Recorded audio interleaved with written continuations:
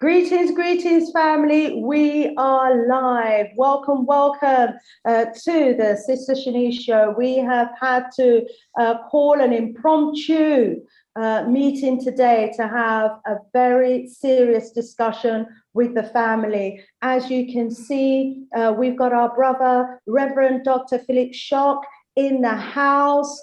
Welcome, welcome. We also have our brother Bman in the house. Welcome, welcome.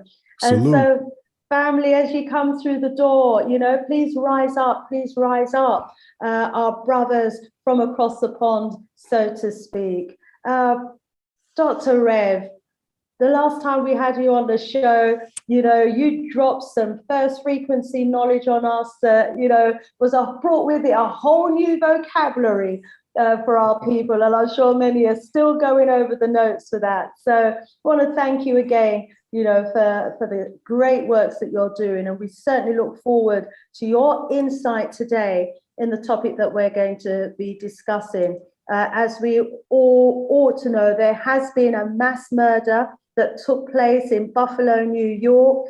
10 innocent Black people were shot while out shopping at a top supermarket in Buffalo, New York, and 3 people were injured. The attack was carried out by a white extremist. We don't say supremacist because they are not more supreme than us, but by a white extremist who was only 18 years old. And despite being so young, had so much racial hatred inside of him that he traveled for 3 hours to a predominantly Black neighborhood so that he could take out a number of our people. Where on earth are these young white extremists getting their indoctrination from? These are serious times. With race haters like this on the prowl, are we as a people in danger? Do we need our own security forces? What is this? What message is being sent to us as a people? This is and has been described as a straight up racially motivated hate crime. We're going to be having a conversation about this today, family. So, please spread the word. Let everybody know that we are now live on YouTube. Put the word out there. We are live. And we want the family to be coming in through the door very quickly so that we can get the discussion on the road. Now, I know that people will be able to watch us back on playback. So, we are going to start the events this evening, first of all, by just sending out our condolences to all of those who have been impacted by this mass execution that took place in broad daylight. We send out our condolences to the family members, the friends, the loved ones. But family, the entire African community has been rocked by this incident. I'm going to bring up quite soon images of all of those who lost their lives. But before I do that, let me go over to my guests and ask them to kindly introduce themselves to the Sista Shanice show audience, starting with our brother, Reverend Dr. Philip Shock. Welcome. Hey, Hotep, welcome, Goddess. Thank you so much for allowing me to come back on your platform. My name is, I got a lot of names, but Reverend Philippe Shock Matthews, and they call me the Metaphysical Morpheus. I'm the founder of the First Frequency of Oneness Ministry and Movement. I'm a civil rights activist. I'm a B1 brother that represents a movement of why nothing is wrong with Black people, but something clearly has happened to Black people, and it's still happening. And so my job, my ministry, my ad ministry, or my job is to educate and illuminate and emancipate our people. and give them the tools, the psychological tools and the spiritual tools to be able to fight back and to know that they are not just fighting back, we're fighting for our rightful place on the planet because we were first chosen by Amma, which is the corrective name for God. And as a result of being first frequency people, and our ancestry is African, it's time for us to look at this a different way. Because how we've been looking at it from all of the other various different types of indoctrinations, if you will, hasn't been working. And so we need to have some kind of, we need to have something new that really explains not only what is happening to us, why it happened, why it's still happening, but what we can do about it. Absolutely.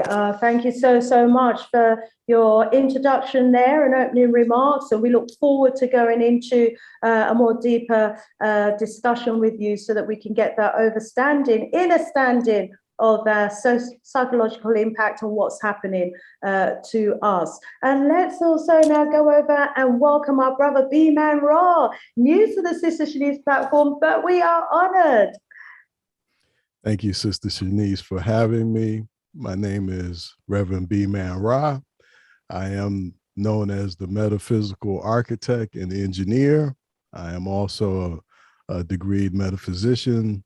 I am also part of the First Frequency of Oneness ministry, acting as a deacon and a minister, as well as the First Frequency of Oneness men's ministry that we call the Ma'at Militia, and also a understudy of Dr. Reverend Shock Matthews and his work. Also, I am the author of the spiritual technology called The Black Room, and it is a technology that supports the frequencies, the four frequencies, and the understanding of first frequency, and gives you a strategic way to combat what we would say second frequency and whiteness, and allow yourself to be able to inoculate yourself from this parasite that we see, which is showing itself today in the mass murderings that we have seen. So that's a little bit about me. Welcome. Thank you so much. And, it's a privilege and an honor to have both of you on the platform tonight. Family, as you come through the door, please let us know where in the world you are watching us, and, feel welcome to share your comments, your thoughts, your views, and your opinions in the chat. So we will be going to our audience periodically throughout the conversation that we have today. We're expecting 2 more guests to be joining us, and hopefully they will be doing so quite soon. So we want to rise up Lady V, who's in the house already. Rise up Lady V, as she's welcoming myself and our special guests. Black Beauty in the house. Welcome. Caribbean Freedom in the house. Welcome. We also welcome the Sheriffless in the house. Watching from London, UKKK. Welcome, Kimani. Yeah, welcome, family in the house. Please do give us a like as well as you come in, because we want to, know who's in the house, and we want the information to go far and wide as well. And so it's really important that you let us know that you're watching us, where you're watching us from, so we've got an idea of how far we are reaching. So let me just remind the family of the topic for conversation today. We're going to be talking about the mass murder, the mass execution that was racially motivated and happened in Buffalo on Saturday. 10 innocent Black people were shot dead whilst out shopping, lost their lives because a young white extremist decided, that there are too many Africans, too many Black people in the world, and decided that he wanted to take some of us out, by going out of his way to shoot and kill some innocent family members. There is, this isn't the first, it isn't an isolated incident. There are probably many more of these types of incidences that we just don't hear about. But this was just so brutal and so callous. This young 18-year-old even live streamed the brutal murders, traveled 3 hours to commit these heinous crimes. Pure evil. So we've got evil, just happening in the world today and impacting all of us. Before we go into the details, let me go over to our brother Reverend Philip and just ask him if he can give us, please, a bit of an insight into how the news of this incident actually rocked and hit the people in his part of the world where he is in America. Well, thank you, Goddess. It's still hitting because some people are still waking up to it to find out what the magnitude of it is. And as I was talking to you earlier in the green room, a lot of us, unfortunately, are, as well as you and anyone watching, is going through what we call vicarious trauma. And vicarious trauma is because secondary trauma is when you weren't at the event, but you heard about it, or you saw it, or read about it, and as a result, you began to feel some kind of way. This is an attack of our nervous system. Trauma attacks our nervous system, and because there's 3 other traumas that we need to look at versus just vicarious trauma of looking at this situation that just occurred. There's what's called genetic trauma and decontextualized trauma. Genetic trauma is epigenetics or genetic memory. It's the trauma that is transferred 350 years, and I think that's 14 generations of trauma that they have looked at and said, okay, based upon genetic memory, it goes back 14 generations. So trauma is stored and transferred through our history. Now we come here, we're birthed with this trauma, and then we come out and we start to move around in the world, and we are always in trauma. We are always at war, but we are born into a war zone. And so all of the micro and macro aggressions that happen to Black people starts to decontextualize. In other words, you just don't even know the date or the time or the stamp as to when that trauma was encoded or imprinted into your body, but it's there. When vicarious trauma hits, when we see something, hear something, or read something, that it reinforces and triggers all the trauma that's already deeply embedded in us based upon however many years we've been on Earth. That then moves into what I call the 4th trauma, and that's called ghosting trauma. So ghosting trauma is similar to a PTSD, where you feel that something bad is always going to happen to you or happen to your people. And that ghosting trauma in the past, it has caused us to shrink and try to minimize our imprint in a white world or whiteness, but we're still dying and we're still being slaughtered. And so when we look at these frequencies, when we look at what we call a 3rd frequency person, the first thing you have to look at with certain Black people that's been successfully indoctrinated, colonized, domesticated, is the avoidance. It's, part of trauma is avoidance. I don't want to see it. I don't want to hear it. That's not me. That doesn't happen to me. I'm educated. I've got money. This shouldn't happen. And as a result, we have, and I was telling you this in the green room, we got people that was going against Martin Luther King and Malcolm X back in the day. We call them heroes today, but back in the day, they were people like you and me looking and say, oh, we shouldn't say this, you shouldn't do that, that person is wrong, they're rocking the boat. You're dealing with, family, you need to understand, you're dealing with dead people. Now, all of the research that I've conducted personally and the interviews I've done over the last 35 plus years, over 2,000 some odd interviews, all my research has led me to realize that when this group of Africans went into the Caucasus region, over 100,000 years being subjected to what's known as the Ice Age or the Ice Age theory. The last 5,000 years of the Ice Age, which is also known as the worm glaciation, WURM glaciation, triggered a cataclysmic event of human survival. This group, who had already lost their pigment, lost their culture, basically lost their mind, when temperatures started to move beyond 200 to 400 below zero, the pineal gland began to freeze. They began to die off and be killed by nature. They began eating each other because they didn't have food and couldn't grow crops.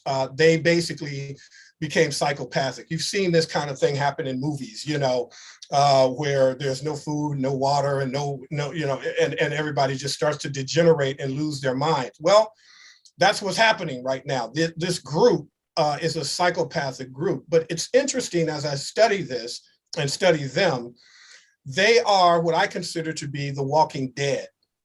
And what does that mean? The walking, you said earlier, Goddess, that what was his indoctrination? There was no indoctrination. This is epigenetics in them. This is their genetic code. Their genetic makeup is death and destruction. During the Ice Age, nature, which they now call God, was trying to kill them successfully every single day of their lives. There's never been a day that they were in the caves that nature, God, was not trying to, or Amma, which is the corrective term, was trying to eliminate them. As I have said many times on my platform, Amma or God doesn't make mistakes, it always makes corrections. And anything that is not of the first origin, anything that is not of the first ancestry, anything that is not first frequency has to die off and become extinct because they didn't go back into the original archetype. So it's like a tree branch, it's like a dead tree, but it's still standing, but it's killing all the other trees that are alive and flourishing. Because it's dead, it's killing everything that is around it. This is what second frequency is. This is what happened to them when their pineal gland froze. They became psychopathic. They devolved, not evolved. The rest of Africa and the rest of Africans in the world were evolving. They devolved. They're the most vicious, most violent, most atrocious species to ever come from the human, quote unquote, human tree. Some would suggest, Dr. A.J. Varmer, he calls them hueless humanoids. They're hueless humanoids, meaning that these people are dead. They've always been dead. Only death could do this, and only death could come up with the process of thinking that they have. This is so deep and there's so many layers to it, but I really want the family to understand that you're dealing with a different species. Now, one of my researchers on the continent, Brother Otieno Rowario, he sent what is known as the 3 laws of ecology. I'm going to read these 3 laws to you. And as I read them to you, I want you to listen very carefully as to what is being said and see how you feel about yourself in the data that you're receiving. Very short, let me just briefly go through this. The first law of ecology is a species cannot have 2 completely different versions of its own history unless the humanoid that opposes its history is not of the same species. In other words, a snake cannot have the same history as a rat. So this guy, these people, this thing we call European, this thing we call second frequency, if they saw themselves as human, if they saw themselves as a part of the human family, they would not be able to act in this particular way. Law number 2, a species cannot attack and intend to enslave and colonize its own kind for 3,000 years unless it is a different species from the one it attacks. Number 3, a species cannot hate or despise its own kind by physical appearance and color. It would immediately recognize people of its own species and not attack. It would recognize a species of its own origin. This is what we get tripped up and trapped in. Dr. Edwin Nichols, who I called immediately after this, Dr. Edwin Nichols is one of our oldest and most beloved scholars. He's 90 years old. He developed what's known as the philosophical aspects of cultural differences and dichotomous logic. This is a process that's now over 55 years old of dedicated research and development. He's one of our he's one of our smartest and most clever scholars. I had a conversation with him this morning about this very same thing. And when we're looking at dichotomous logic, we're looking at and the philosophical aspects of cultural differences, we're looking at this thing called axiology. And axiology is the study of human values, and it's how the environment shapes a human value, individually and collectively. So when you're in the ice and nature or Amma or God is trying to kill you every day, everything becomes wrathful. Everything is about the object. Everything is about collecting the resources and denying others of those resources. Mine, the Daffy Duck syndrome, if you will. And we're dealing with people who could not grow crops. If they missed a crop, they died or died off, or they had to eat their young. We're looking at a group of people that had to use their own feces to warm themselves, to keep warm. We're looking at psychopathic people, but we're looking at a walking dead. Now, one of the things that I'm writing right now and researching heavily is what I call the 4 histories, which is an addendum to the 4 frequencies and the 4 traumas. And one of the things that has come up in the research is there was over 800 years of what was called ergotism. And have you heard of this before because this was Europe, this is your part of the world, Sister Shanice. Have you heard of ergotism? No, I can't say I've heard of that, maybe by a different name. Okay. Ergotism. Yeah, ERGOT is the spelling of it. Well, ergotism lasted for 800 years in the Dark Ages. Mm-hmm. So think about this now. Now, ergotism was a disorder, disease, a plague that was based on something that happened with wet grain and fleas and just being nasty, because they're a nasty culture. Mm-hmm. Well, as a result of ergotism, the result of this disease, now most people don't know this because most people know about the Black Plague, which they call the Black Plague. Most people know about that kind of stuff, but they don't know about ergotism, which was fascinating and the reason is because it lasted 800 years, it became just part of their everyday life. So coming out of the ice, here they are, they're poor, even the rich Europeans came down with this. Watch what happens. This disease, this plague, or virus, when it hit them, their body parts would fall off. They would literally decay in real life. Because ergotism is connected to now what they call LSD, all of them were hallucinating. They were out of their mind. And they didn't know why. And as a result of them being so ignorant and non-educated, not just from academic intelligence, but I'm talking about spiritual and emotional intelligence that they lack, they started calling, this is where the whole concept of zombies and everything began to come from, because they were the walking dead for 800 years. 800 years they were the walking dead. In your neck of the woods. We're going to come back. As a result of that, we're looking at this right now. We're dealing with the walking dead today.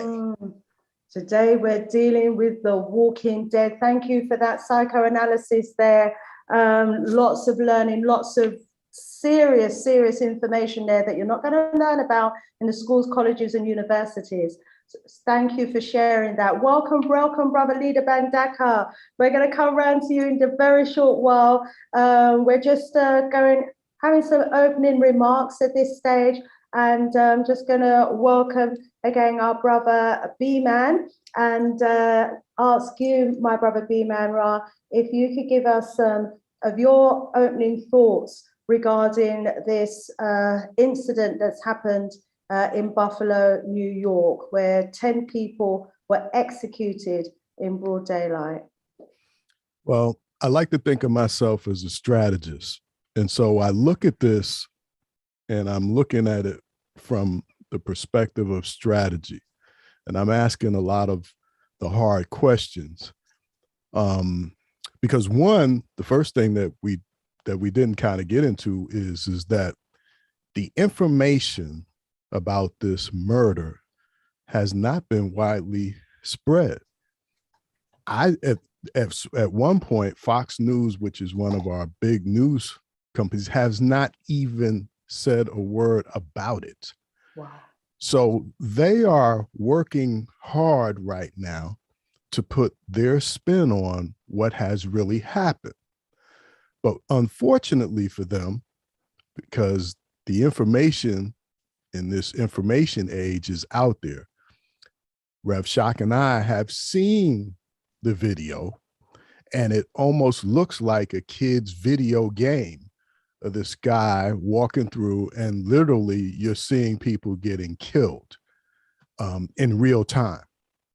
And so I look at this as, okay, how are they going to spin this? Now, first of all, this guy's done all this premeditated stuff. He's got a manifesto.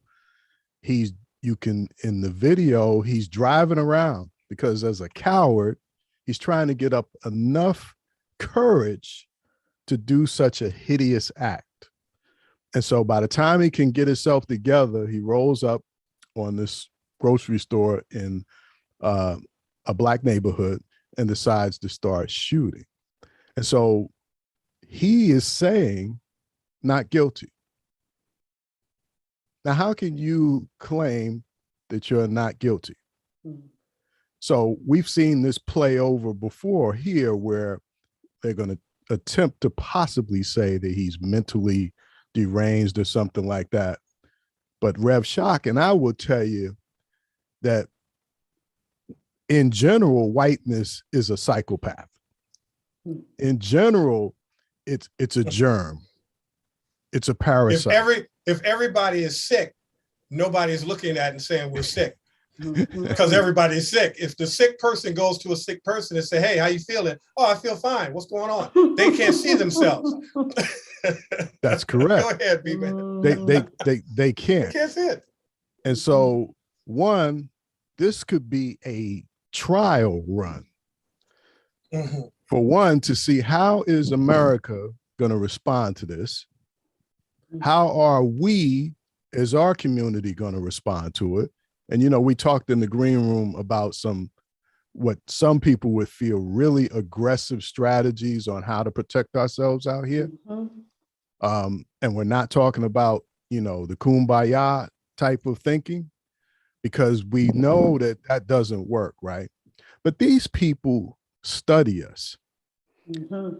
And if I could just share with you a couple pieces out of the manifesto that really highlight how the stinking thinking that they have, I call it stinking thinking, mm-hmm. and how they will flip the script on us, right?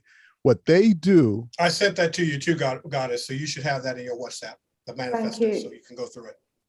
So unfortunately, it's 180 pages. Go ahead, Bman. So I'm gonna hit you with the highlight. So what they like to do is now they hate us so much, right? But they want to be like us. Absolutely. They because we're the original, right? We're their literal mother and father, and they know that. So they will flip the script and call us everything that they are. So he says here, Blacks are more prone to psychopathy and less capable of empathy than whites. Can you believe that? I'm gonna dissect this for you. Next, they say Blacks are 80% more likely than whites to neglect their children. That's not our epigenetics. Mm-hmm. Absolutely not. We're tribal. We're community. Mm-hmm. But he says Blacks have less moral understanding than whites.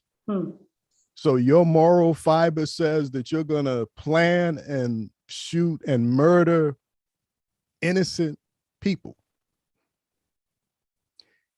He says Blacks are more reckless than whites. I beg to disagree. He says blacks are twice as likely to subject their children to severe violence than whites.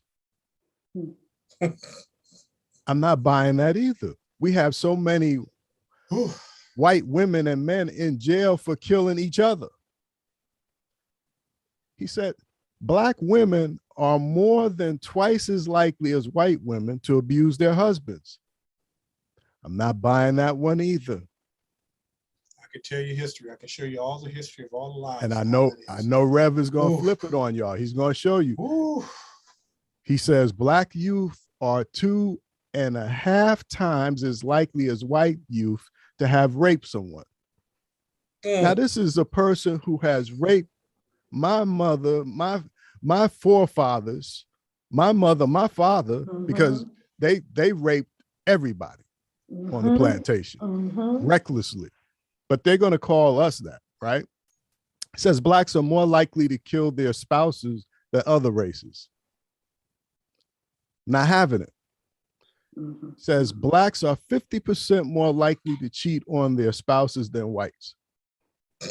Are you kidding me? They had an island, a secret island, that all of the top level politicians have been sneaking off and cheating and creating and doing pedophilia and all kind of heinous acts. Hi, Bill Clinton. Yeah, I'm sorry. Go ahead. Yes, a lot of people on the list. And then finally, blacks have less perseverance than other races. And I will tell you this, if we aren't perseverant, wow, I don't know who is, because we should have blown this whole motherfucker up. So that's how their view is. They will call us what they are and try to get us to buy in to what they say we are. And that's what our ministry is about, is to make sure that people understand and don't fall for the okie doke and understand that this is strategic on their part. Whiteness takes both sides of the argument, and we are prisoners of war. May I say this? And I'm so sorry. I know you want to bring brother LDR on, because I love that brother and I want to hear him. But I just want to say I just want to piggyback off of what Reverend Bman just said, and I want the community to really get this. Family, we are winning. Now, I know it doesn't look like we're winning, but we are winning. And Dr. Joy DeGruy sat me down over coffee, and she told me about this concept called a preponderance of overwhelming evidence. And what happens when you're presented with a preponderance of overwhelming evidence, it shuts you down. And so what happens in the psychopathic mind, the only way, and this is how you know we're winning, whenever, as Bman showed you, whenever the psychopath starts to do what's called dynamic projection, reverse psychology. This is also in the book, the ISIS papers. It's known as reaction formation. When they start saying, oh, you're racist, oh, you are this, that means they're shut down. They have no legal scholarship. They have no academic scholarship to explain all of the events over history that they are responsible for, because that group only chooses 3 sides. They either choose suicide, homicide, or genocide. That is the culture. That is the group. There's only 3 sides. We saw it with George Floyd. We saw it with lynching. We saw it in slavery. We saw it in Jim Crow. We see it with police brutality. We see it with individuals that go out like this. And that was a genocide. It wasn't just a suicide, because he lived, unfortunately, but that was that's a genocidal act to go and massively shoot innocent people. That's so you have to understand, psychopathy cannot be healed. It cannot be corrected. You cannot rehabilitate these people. This is why AMA has set up a system to take them out. And the system is known, write this down, as auto-genocide. Auto-genocide is when a population is no longer conducive to the first generation or the archetype generation, that nature then starts to take them out. As I was talking earlier about ergotism, everything was designed to take them out. These people nature has been killing them at mass numbers since they came out of the caves. So again, all of this psychopathic behavior, there's a cause for every effect, is what I'm saying. There's a cause for every effect. But when they start, when you ever been in an argument where you just start saying the same thing that the person is saying back to you because they're speaking so much truth on you, you're saying, well, you're crazy. No, I'm not crazy. You're crazy. No, you stupid. No, you stupid. This is what's happening to them. They can't handle the truth. That's why they don't like critical race theory and all of these things, because so their only response is, oh, you're being racist against me. Or what we're seeing from Billy Bman in the manifesto. The manifesto, I think, is what we need to take. Every person needs to download it, read it, Black person particularly, so we can understand their psychology, and then we can counter it and understand it. Now, if you can't understand it, that's why you have us. That's why we have Sista Shanice. I'll shut up and let you go ahead back to your show, because you know I'm full of us. Rise up. Yes, we've been hearing this reverse psychology for millenniums now. They said that we were uncivilized when they were the ones who were uncivilized. They said we were savages when they were the ones who were the savages who crawled out of the caves. They said that we were cannibals, but they were the ones who were the cannibals, having to eat each other because the environment in which they were in was so lacking. They said we were the rapists when they, in fact, as you've already said, were the ones raping their women, and also the Africans who happened to be in that part of the world when the ice cap melted. So they are a different species. They are a different species. They themselves will tell you they are the descendants of Neanderthals. They have Neanderthal DNA to this day. And so, you know, that beast, Neanderthal beast instinct is in them. They can't help themselves. And I think that's largely what we're talking about. But we as humans, we're living alongside them as a different species. We're living alongside them on this planet.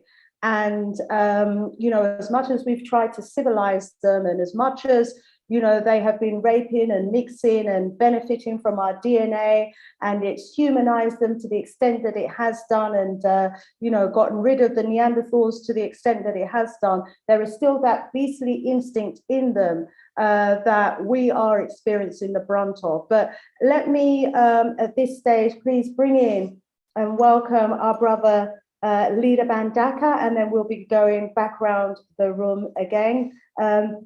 After welcoming Leader Mbandaka, I'd like to bring up the images of our beloved ones in our community who were taken out, and I'd like to also ask Leader just to send their spirit up, you know, to the next realm with some words of comfort that he can offer to the family and to the entire community who have been impacted by this. Welcome, Leader Mbandaka, spiritual leader of the Al-Kabalan Revivalist movement. Thank you so much for joining us today. Tendamwari. Rumbidzo kunamwari Africa, to the God of Africa be the glory. Kudzai mudzimu mukuru, give praises unto our ancestors. Royal elders, queens and kings, princesses and princes of great Mama Africa, I bring greetings as always in the most precious, powerful and bountiful name of our motherland, Al-Kabalan Mama Africa, in the sacred spirits of our most gracious ancestors, and in a prayer for oneness, hope and prosperity for all African people upon the face of Mother Earth. Africa, to the God of Africa be the glory. It is a joy to be an African, and always a blessing, Sister Shanice, to be in your company, to be on your show. Once again, I honor you. I bow to your divinity. I bow to your royalty. And I hail you again, my sister, for your journalistic diligence and brilliance and resourcefulness and your energy, my beloved sister. Once again, you are quick off the mark, you are on the job. The power of love and commitment to our people is immense. And so we thank you once again, my sister, for being responsive. Thank and you to so say, much, my brother. yes, Asheo, Thank you, my Asheo, brothers. and to my beloved brothers, Reverend Dr. Philippe Shock, and my beloved brother Bman Ra, it's good to be in your company, though the purpose that calls us together is indeed a very painful and disturbing and shocking one. Sister Shanice, I heard your call and I'm ready and willing, before I say anything else, to answer to that call. Let us, yes, let us do as you have just suggested. Tendai Mwari. Tendai Mwari. Thank you so much, Leader Mbandaka, for your very warm and kind and supportive words, and for being here today. As you said, it's a very tragic situation that brings us together. Let me share my screen so that we can see the faces of some of those who have sadly been taken away from us, you know, as a result of this evil, wicked member of the other species that live among us today. So as I go through and show the images, can you call the name, Brother Leader? Can you see the names there to call the name?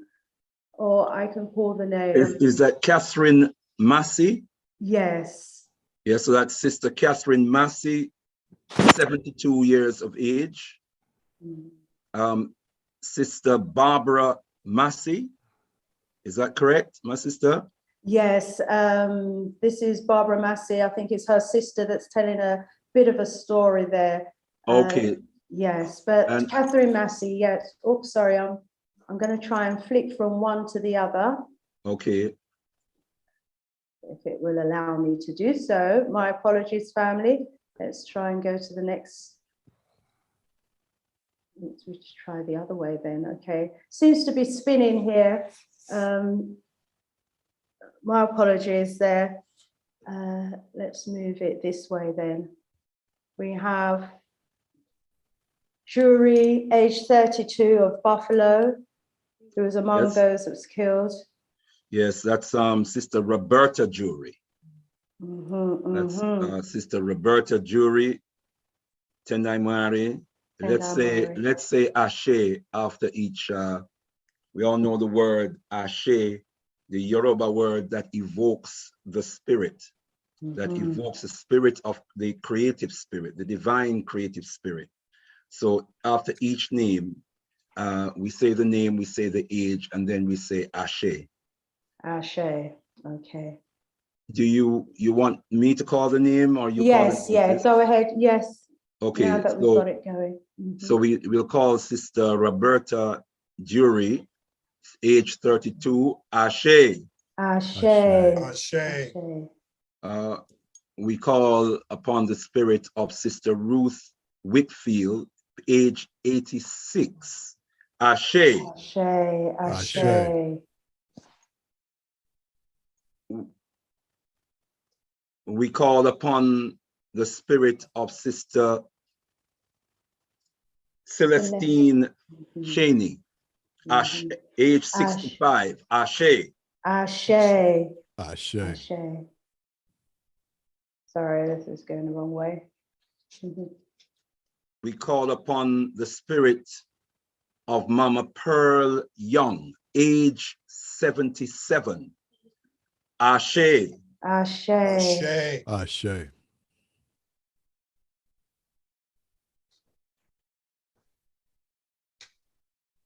We call upon the spirit of our brother Andre McNeil, age 53. Ashe.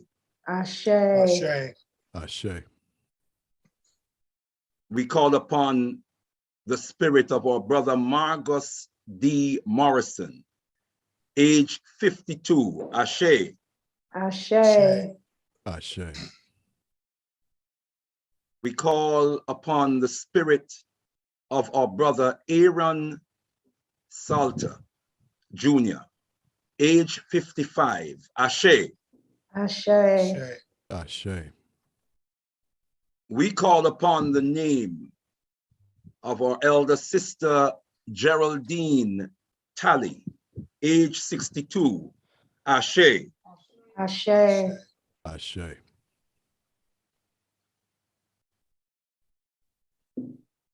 We call upon the spirit of our brother Hayward Patterson, age 67, Ashe. Ashe. Ashe. Ashe. Is that all 10? I think that must be all 10, my brother. Okay, we say Ashe, Ashe, Ashe. Ashe. Oh. Ashe. Tendamwari. We commit the spirits of our dearly departed sisters and brothers, mothers and fathers, sons and daughters of Africa, flesh of our flesh, soul of our soul, blood of our blood. We call upon their names in this moment. Brothers and sisters who have been martyred simply because they are Africans. We call upon their spirit, and we call upon the spirit of Mudimu Mukuru, our great ancestors. We've evoked the spirits of Mudimu Mukuru, our great ancestors, in this space and in this moment. We call upon the ancestors to gather around the souls of our brothers and sisters, our mothers, our fathers, as they seek ascendancy, to give them warm embrace and receive them well in your higher realm. We call upon the spirits of Mutumu Mukuru, our great ancestors, those who have gone before us, those who lived their lives and gave their lives so we could have a better life. We call upon the warrior kings and queens of ancient times and those who have ascended recently, who have fought the good fight to imbibe our bodies and spirits and minds in this moment. Make ourselves worthy of the fight that is before us. We call upon those ancestral spirits to touch the hearts, the minds and souls of the family, the families of these martyred sons and daughters of Africa, to bring them comfort, to soothe them in mind and body. Wherever the pain is, touch them deeply and give them strength. Give them strength to stand up and overcome this moment.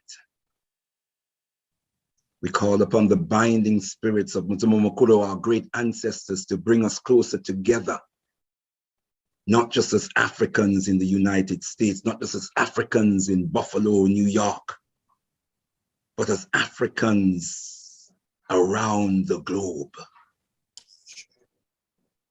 that we may see the oneness of our purpose, the oneness of our cause, the oneness of our destiny. That in that vision of our oneness, we can see our power, our global power, the potential power that is yet to be actualized, all there in Africa. There throughout the African diaspora lie a sleeping giant. When that giant awakes, the world will tremble. The world will have to reckon to that sleeping giant for all violations of our soul, of our humanity. And they will reckon. We will wake up. We will wake up and we will unite. We will come together. And we will exact justice. We are not a people of vengeance necessarily, but justice must be done. Yes. Justice will be done, and justice will be seen to be done. As we speak our words today, we speak our words knowing that word sound is power. Mhm. We who have the breath of life, the precious breath of life in this dispensation of time, have the duty to stand up for those who have laid down their lives or whose lives have been laid down. We stand up and we speak up and we fight back. Yes, we fight back fearlessly. And victory is certain. And so we bring the souls of our beloved brothers and sisters to our shrines, to our African shrines, and we commit their souls to the shrines. We ask for their forgiveness, that we were not organized well enough and united well enough to protect them in this dispensation of the eternal cycle of life. But we affirm in this moment and in this time that the blood of our people will not be shed in vain. African blood is precious. African blood is precious. We proclaim that. And every drop of African blood that has been shed in the violation of African being, justice will be done. Ashe. And the perpetrators will pay. So in the name of Mwari Nyakusika, God, the creator of the universe, through Mzimu Mukuru, we submit our prayers and our meditations. We send healing meditations to those who are aching, hurting, in shock, in fear at this moment. May the pain be soothed and the fears be removed. And may we be ready for the battle ahead. For victory is certain. Africa. To the God of Africa be the glory. Tendai Mwari. Tendai Mwari. Tendai Mwari. Tendai Mwari. Tendai Mwari. Tendai Mwari. Tendai Mwari. Tendai Mwari. Thank you so much, Brother Leader Mbandaka, for sending the spirits of those that have been, those loved ones that were removed from us so mercilessly. Thank you for sending their spirits on to the next realm. Sorry, Sister Shanice, let me just say, may they rise like Ra on the wings of Ma'at after a favorable judgment in the council of Asar. Ashe. Ashe. Ashe. Ashe. Ashe. Amen Ra. It is done. Tendai Mwari. Tendai Mwari. And as they've moved on to the next realm and they've become now ancestors, may their spirits guide, and lead us into what needs to be done in order for, the merciless act that happened to them, to be, is it revenged or for justice to be done? So, let me go over to the chat and find out, what our family is saying. And then I'm going to go around the room for some comments. But as you were saying, Brother Leader, we need to be organizing for our protection because, there's so much African blood that has been shed. So many Africans over the last few millenniums who have lost their lives. It goes into the hundreds and hundreds of millions. We're living amongst a set of people on this planet who, you know, we've had a description of in terms of their psychopathy. And, you know, it's very deeply concerning that to think in the 21st century, you know, they still are behaving in such a barbaric and uncivilized kind of way. As much as our people have done over the centuries to civilize these people, you know, in their times of barbarism, brought them back from the brink of extinction, you know, when they were, you know, dying in their millions from their diseases and sicknesses. And you know, our people, you know, brought them back, tried to civilize them, teach them, you know, hygiene so that they wouldn't have so many sicknesses and diseases. And that although we've maybe been able to do a job with the external appearance of these people, internally, we've heard that they are psychologically damaged, and we are experiencing the brunt of their psychological trauma. And there are many people who are living on this planet for hundreds of thousands of years who have been wiped off the face of the earth because of these descendants of the Neanderthals.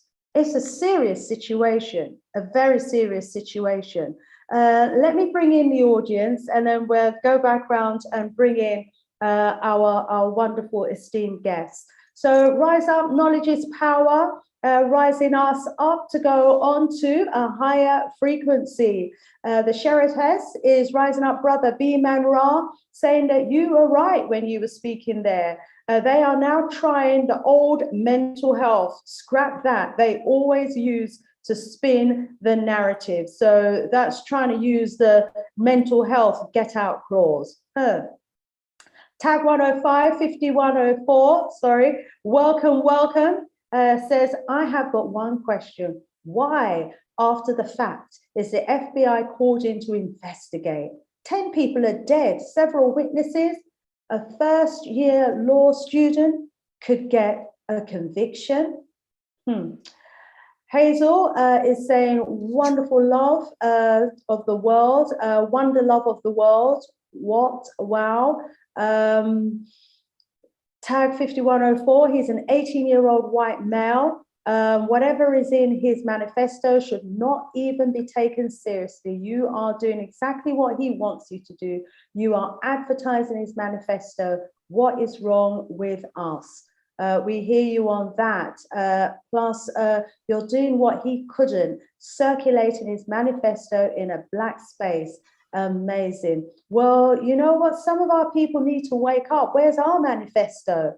Where is our manifesto? But point taken, we're not going to give any more airing or publicity to his manifesto. But I think the point being made was we need to know what their thinking is to help us, you know, in our strategy.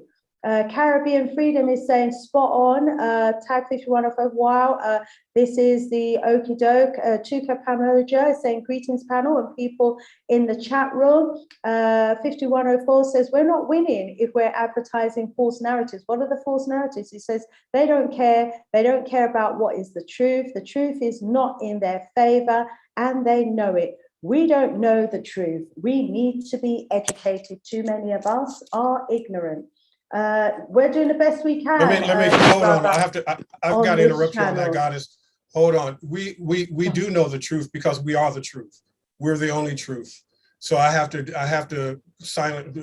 agree to disagree. I just know we are the truth. Black people are the truth. I don't agree with that. Sorry, I didn't mean to interrupt. We are the first truth, the only truth. We've always been the truth and always will be. Ashe. And they know the truth. They do know the truth as well, but they've been doing a good job of hiding the truth from us and continue to do so by miseducating us. But as you know, Reverence, you're saying we instinctively and we spiritually know the truth because we are, as you quite rightly say, the truth. Knowledge is power says, why don't download this, what the demon wants, power of the tongue and mind and fear. Tuko Pamoja saying, I'm sure the authorities knew of this devil, but chose to do nothing. By their inaction, they are equally complicit. Yes, apparently he was under investigation, wasn't he, at one time? Yes, they know the truth, and the truth shall set us free. Knowledge is power, but we do need to know what they are. Tutu Kamoja saying, absolutely. I read an article that said he had been identified. Yes, he has been identified. I just haven't, called his name. His name. Nor will we, nor need we. Don't need to. Yeah, it should be scum under our feet. Yes. Okay, so thank you for some of those comments. Let's scroll down. Let's see if there's any questions. Any questions or points, feel free to put them in the chat. Tag 105, last year there were over 600 of these mass killings in the US. My gosh, this year we're already up to nearly 200 mass killings. So why is what happened in Buffalo so surprising? We must demand change. Absolutely.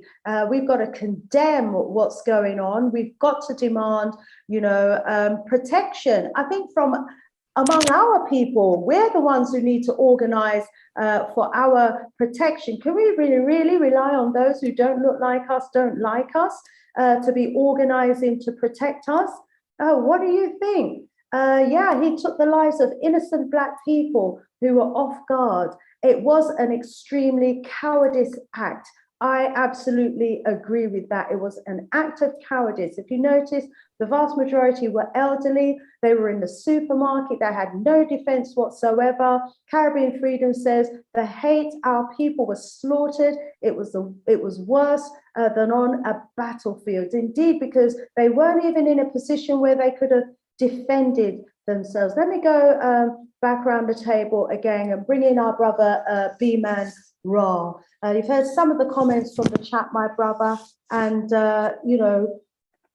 we want to move on with the conversation and the discussion around this today. We're living in a world amongst a set of people who don't look like us, have been committing genocide on the planet for millenniums, and are continuing to take us out in a multiplicity of ways. Marcus Messiah Garvey said, organize now or perish. We're relying on those who don't look like us, don't like us, to protect us. Are we out of our minds? Is it time for us to realize that maybe we need to be a nation within a nation and be protecting ourselves? How do we move forward from this? These are serious times. Our survival is at stake. What say you, Brother Bman Ra? Well, first, I'd like to just say I do respectfully disagree with the person who said that we shouldn't share the manifesto. One of the things that the enemy recognizes about us is that we're intelligent. And so that's why they wouldn't let us, when we were enslaved, read.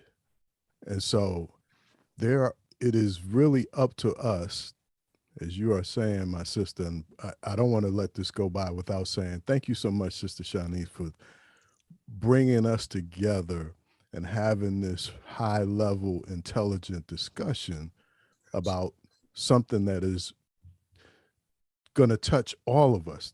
When this man talks about Black people, he even has a definition, and it is African, and that is all of us. He's talking European and African. So none of us get away unscathed.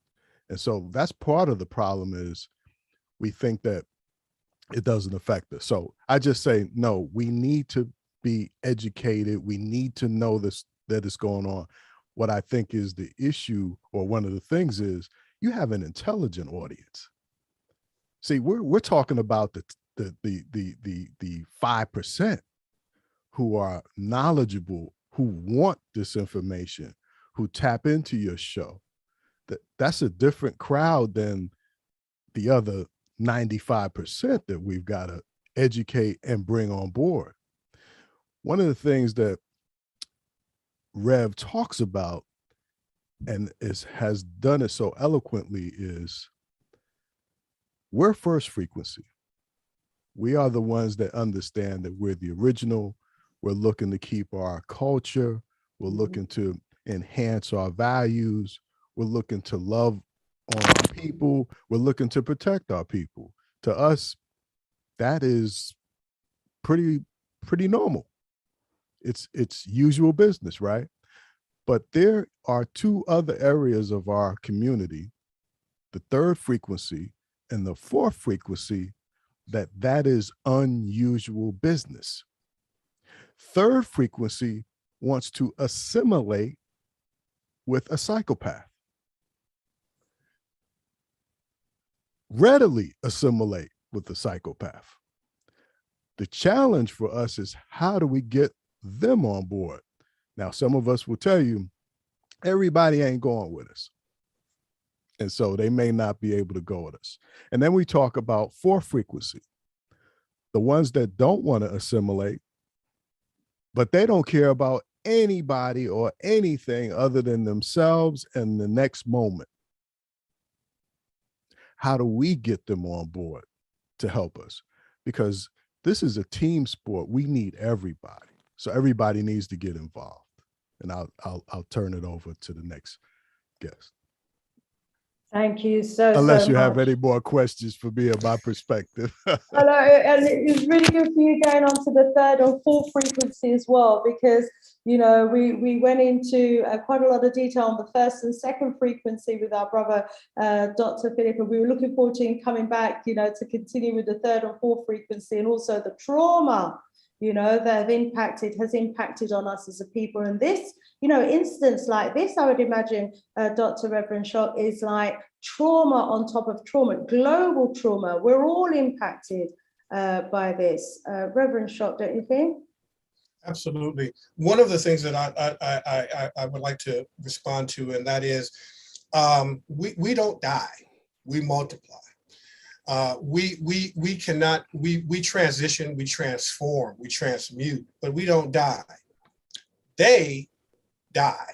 They become extinct. We're the only group that became one with the one, which is why we have the ability to remember or remember our ancestors. No other group in human history has been able to do that other than the African.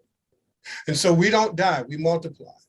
And so as a result of that, we have to look at this species and understand what I call extinction protocols, right? So to a group of us, we have been taught to fear death, but we don't fear extinction because we're the original archetype.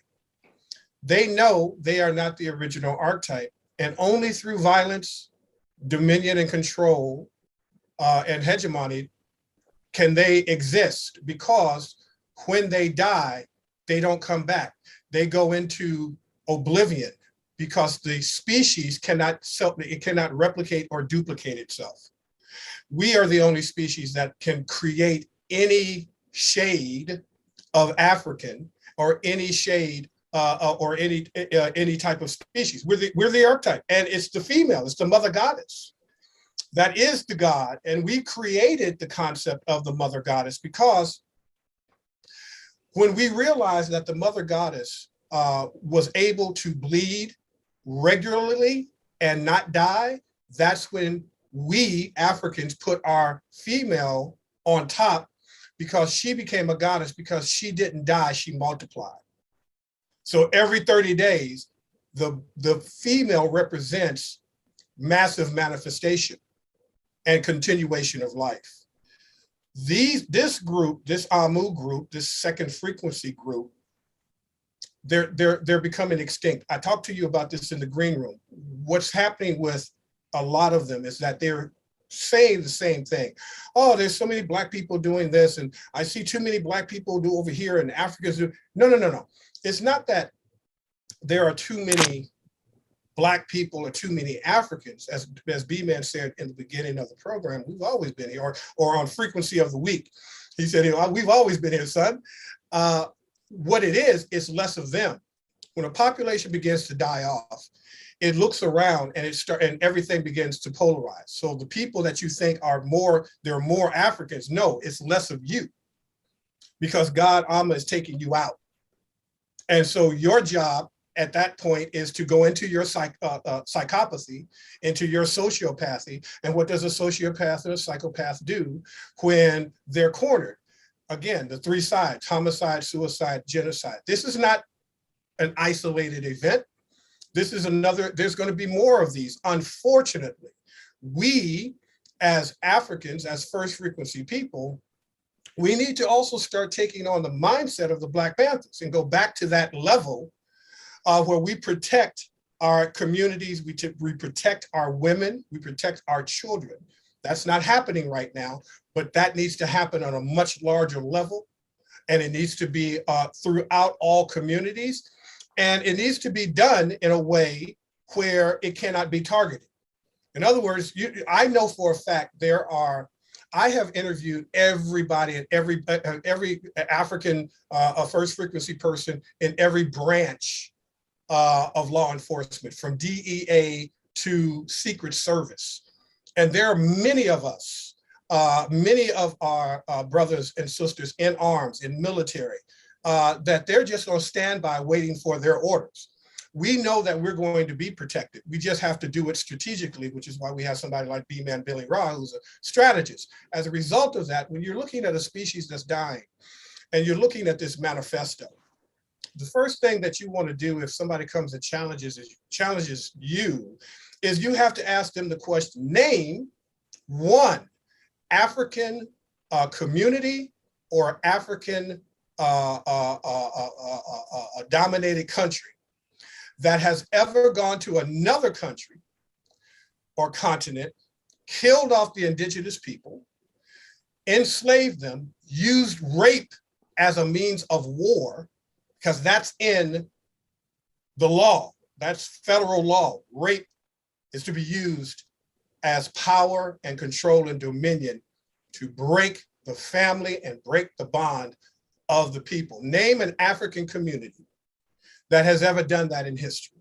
Name an African community that created Jim Crow laws. Name an African community in history, in any history, that created lynching, that created Black codes. Name a group of people that are more responsible for more deaths, more dying, more chaos, more debauchery than any other species on Earth in human history. The data is there, fam. I don't have to make it up. You don't have to make it up. It's right there in front of you. Now, when you're psychopathic and you suffer from what's known as the backfire effect bias, meaning that you can't see it, it can't get in because it would destroy your self-concept. When you're dealing with that type of person, I was just talking to my attorney, who's one of the top criminal defense attorneys here in California. You got to there's only two things you can do to a psychopath: remove yourself from the psychopath or take out the psychopath. They cannot be rehabilitated. They cannot be negotiated with. There's no happy medium and happy ground.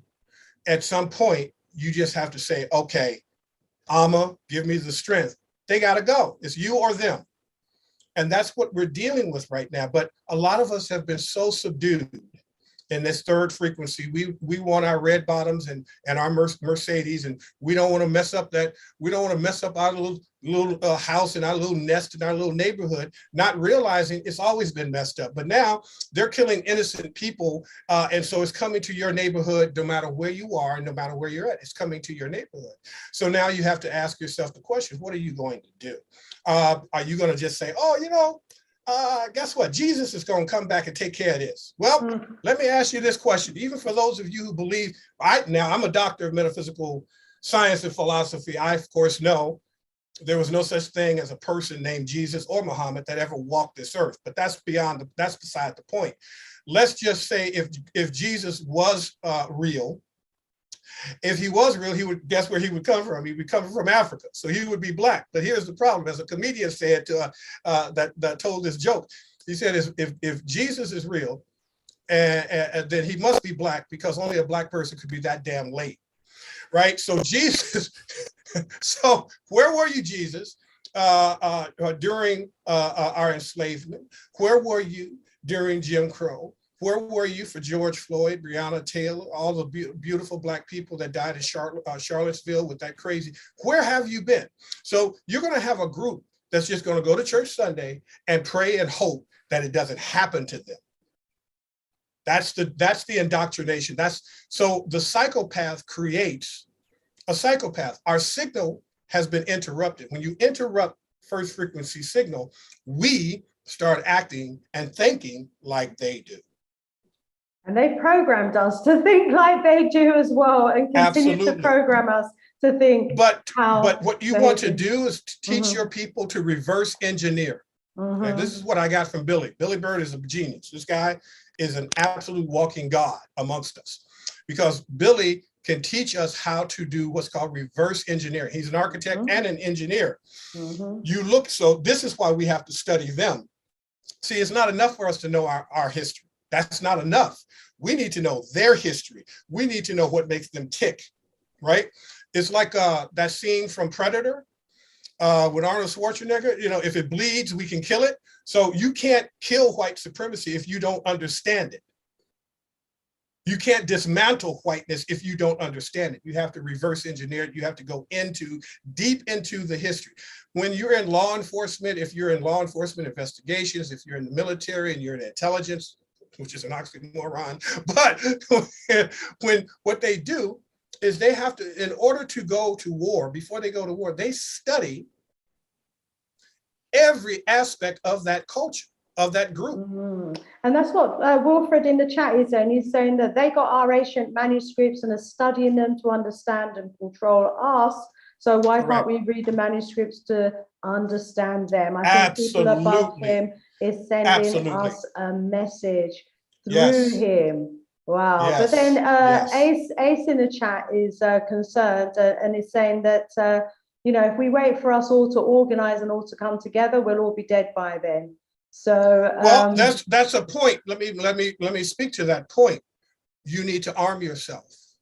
You need to Reverend Dr. Ray Hagins just became certified to teach how to teach gun control, how to use guns and weapons. So Ray Hagins, when I was one of the first persons he texted and said, "Hey brother, I got my new certification." I'm like, "What are you talking about now, Ray?" Because he's just always moving the needle forward. He's like, "Yeah, man, I'm now going to do a nationwide tour and teaching Black people how to defend themselves." So we need to stop this passivity, stop this waiting for Jesus or somebody or pray it away. We need to arm up and we need to learn self-defense, but we also need to know psychological defense. See, there's a difference between demography and psychographics. Psychographics is when you study the behavior of the demographics. And that's what we do at First Frequency. We take a deep dive into how they think, what is conserved, what telomeres have been transferred throughout history that have a genetic memory. What is it that, as Dr. Phil on television used to say, he says the best predictor of future behavior is past behavior. So we know this is going to happen again. We know what they're going to do. We know that they're trying to spin this as mental illness because they're not going to look at it as systemic. They have to individualize it so that the weaker mind, the weaker first frequency, third, fourth frequency Black mind will look at it as an incident that happened in Buffalo, New York. It was the first of its kind and it'll never happen again. It's highly unlikely that it'll happen in your neck of the woods. That's psychopathy, but that's the news narrative. That's the legal narrative and law enforcement narrative. Well, we're putting our narrative out there. We have to put our narrative and our spin on it, you know. 100%. And this, and as you know, you just said, history is the best teacher, really. And as we can see throughout history, if this isn't dealt with effectively, it will get from bad to worse. As I said, I think when we were backstage, lynching started with one person being lynched.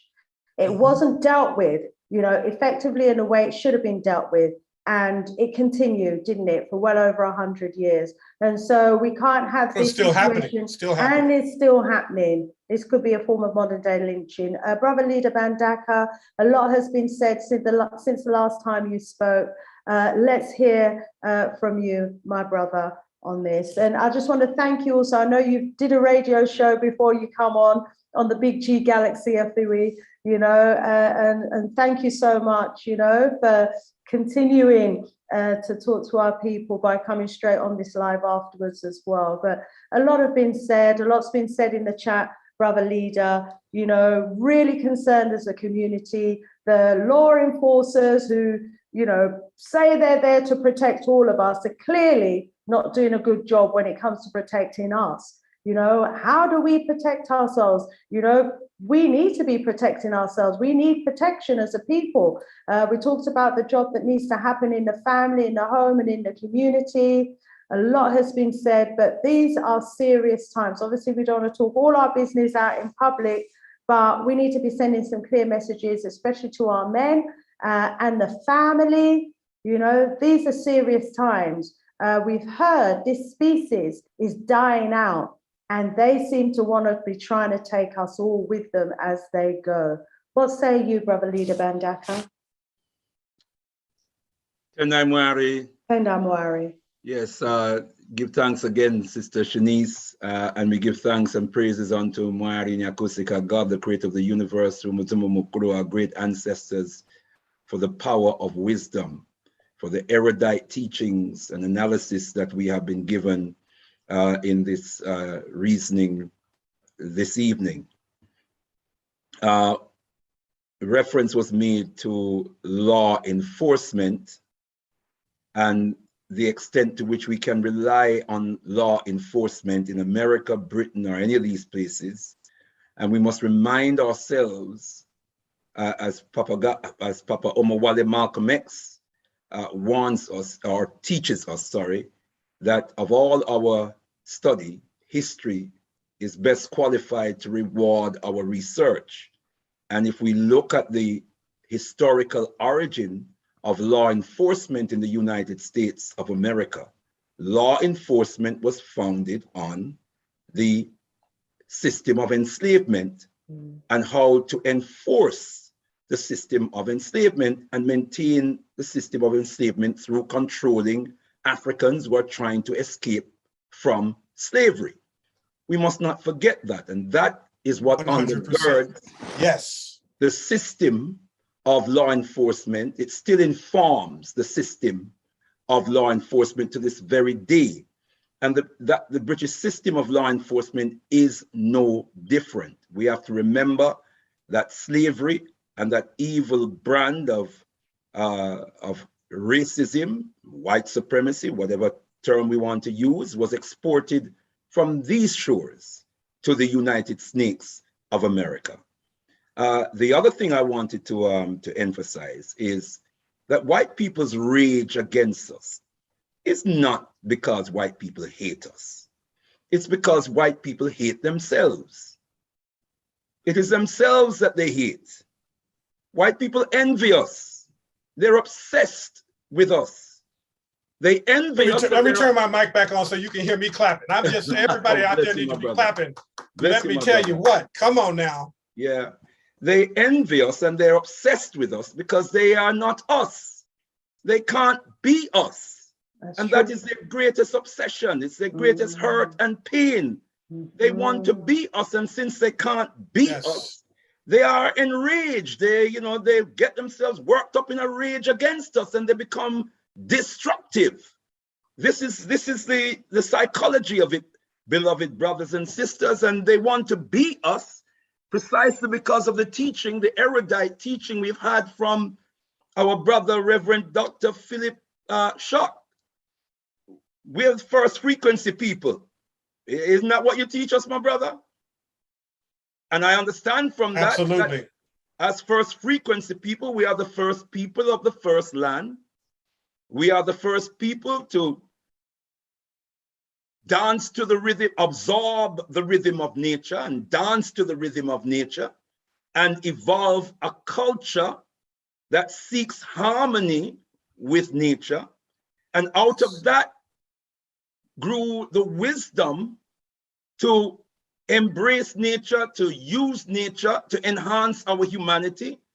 Hence, we advance. We're the first people to advance knowledge, including mathematics, science, technology, philosophy, theology. We are the first people to organize agricultural systems, you know, to create a community, a society, a nation, a kingdom, an empire. That's why they're so envious of us, because we are the first to do everything, you know. And we also have to remember that when Europeans came upon us, they bowed down and worshiped us. That's true. They bowed down and worshipped us. Facts. That they got all of the first European city, organized city, or the organized nation, was in what we call Athens today. That was founded by Cowardice and was the first. That great African king, nearly 2,000 years BC. We gave it all to them. Herodotus, the father of European history, when he came to Africa, what did he say about African people? He said that we were the tallest, most beautiful, and long-lived of all human races. Did you hear that? The tallest. Yes, that's their description of us when they came upon us first.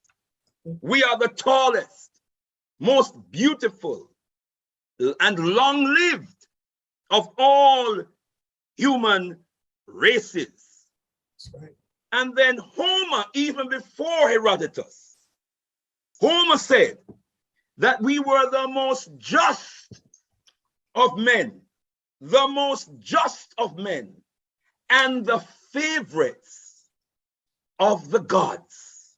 Yes. That's on record.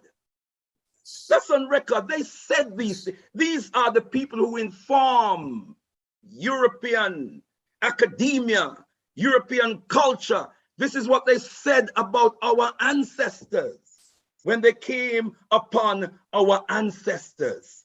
The most just of men, and you know, in a family, when siblings believe that one sibling is mommy and daddy's favorite, it evokes jealousy.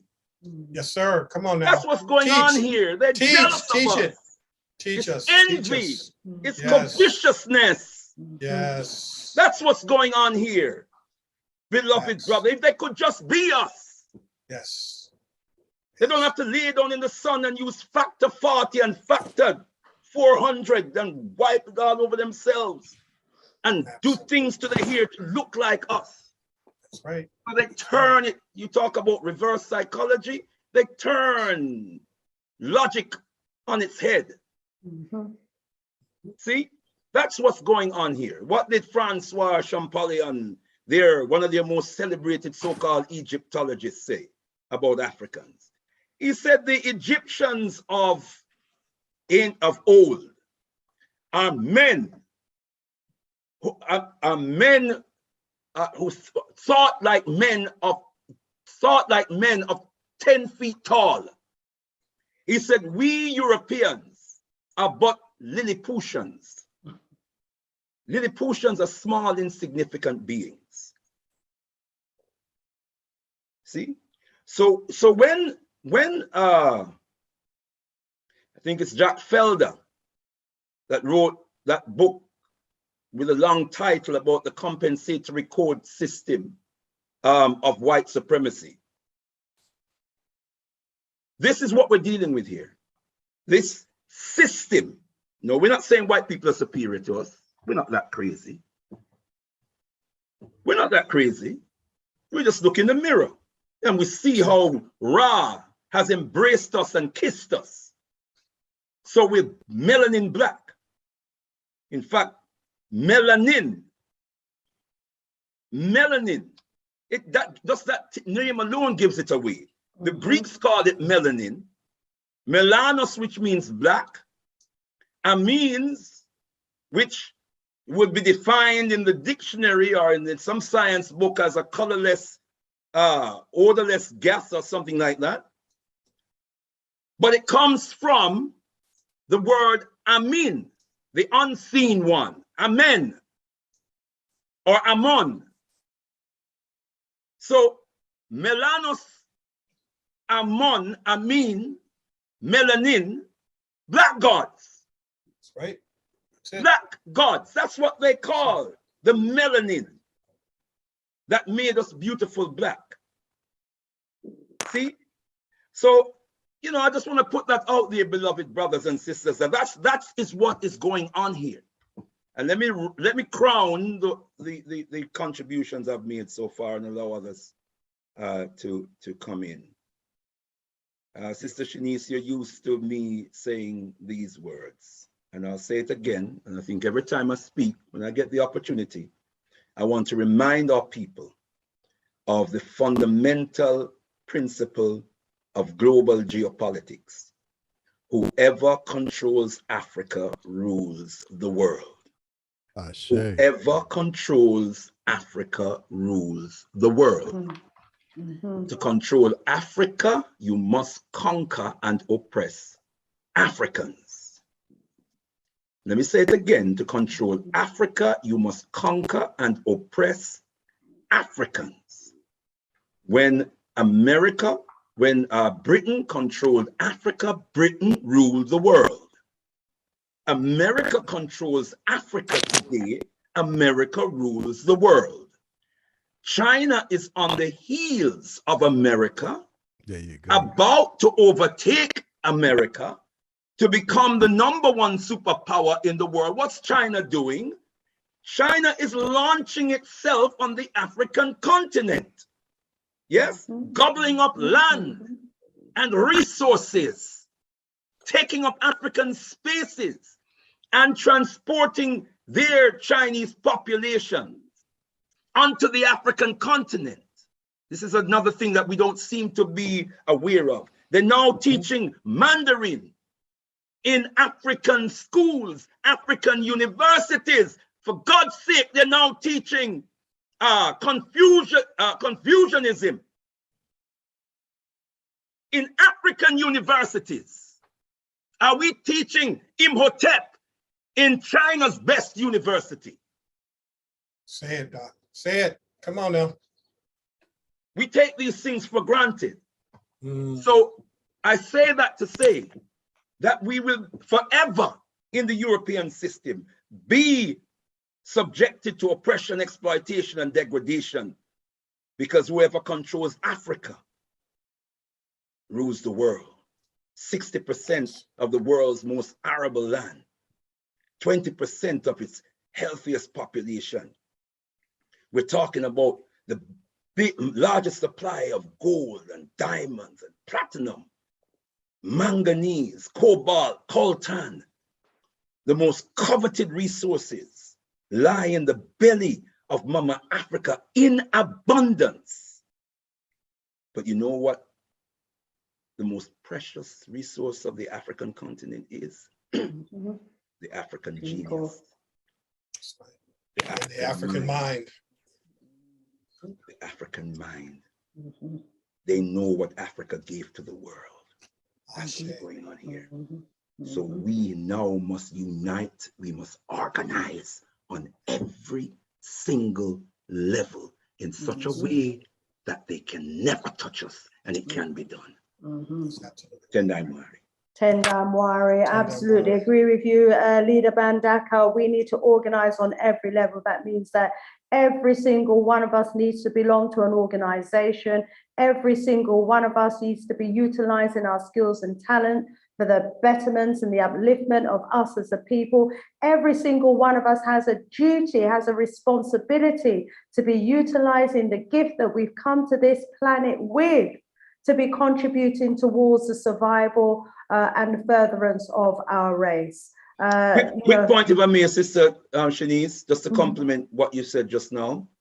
Yes, every single one of us need to be in an organization, but that is not enough. We must join up the dots. The organizations must join up the dots. We must come together and establish a national body that represents the best interests of our people, to promote, preserve, and protect the best interests of our people. I'm talking about nation building. And once we organize nationally, then we need to link up internationally. That's when they won't be able to touch us. Ashe, the 3 P's there. What was it? Preserve, protect, and promote. And promote. Promote, preserve, and protect. Preserve, and protect. Nation building. Wow, wow, wow. Right, the time is running away, but you know, I'm going to bring in a few more comments from the audience, and then we'll have, you know, some short comments from around the table again. I think that will probably bring us up to the close of today. We've already gone well over, but you know, it's such an important conversation and a discussion that we've been having today. It's so needed, and I'm so grateful, you know, to our panel members for joining me on the platform today at such short notice. I mean, the contribution, the debate has just been phenomenal. The learning as well has just been on another level. Let me go to the comment section. Ace99, welcome in the house, is saying, if you're soft, people will walk all over you. Tag 51, I didn't see the video. What video was that? If that's the video of the killings, you know, it was absolutely awful. You wouldn't want to watch that video, my brother. Kitty Cat saying, why Black millionaires don't invest in Africa, but blame China and India. You know, as we've said, as leaders said, if we're not in our right minds, then it doesn't matter how many millions and billions you have, it will go right back to the second frequency people who will utilize that money against us. So we've got to be in our right mind first and foremost, so that if we've got money, we know what to do with it. Gentile Killer is saying our E1B1A haplog group parental gene links us right back to Jacob.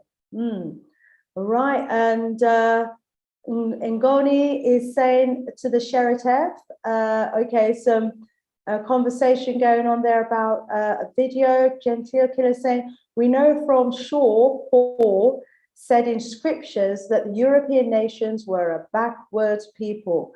Okay, and did you see the young people in Namibia closing down Chinatown? It's more than a must watch. It made my week because it was so sweet. Okay, S.A. Smith, welcome, is saying, we submit to the ways of others instead of making others see it our way, which would be best for everyone, including them. Leader Mbandaka, make it plain. Whoever controls Africa controls the world. And when we were in control of Africa, we controlled the world. Let's go around the table again and hear some departing words from our esteemed guests, starting with our brother, Bman Ra. It's been an honor and a privilege having you on the platform, my brother.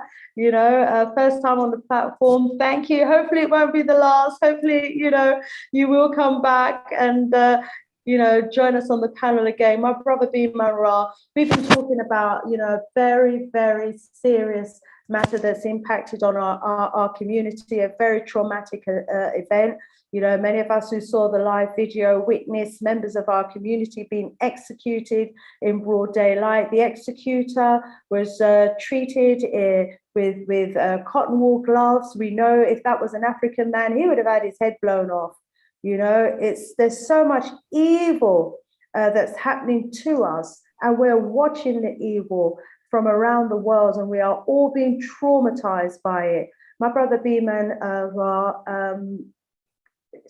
please give us some departing words of comfort and also guidance.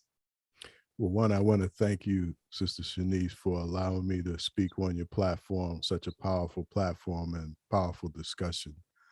And one of the things that I always want to do is leave us with solutions. That's just how I am. That's how I think. And both all of you today, all of you, every one of you on the platform has given us pieces of the solution. And brother leader, my goodness, what has to happen is we have to get our children early, and they need to know what brother leader knows. They need to know what Reverend Dr. Shock knows. They need to know what Sister Shanice knows, and they need to know it early. There's no need for them knowing the best basketball player. No need them being able to read the Bible back and forth.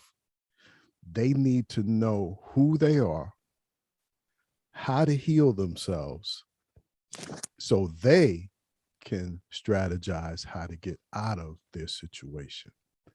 And the tools are there.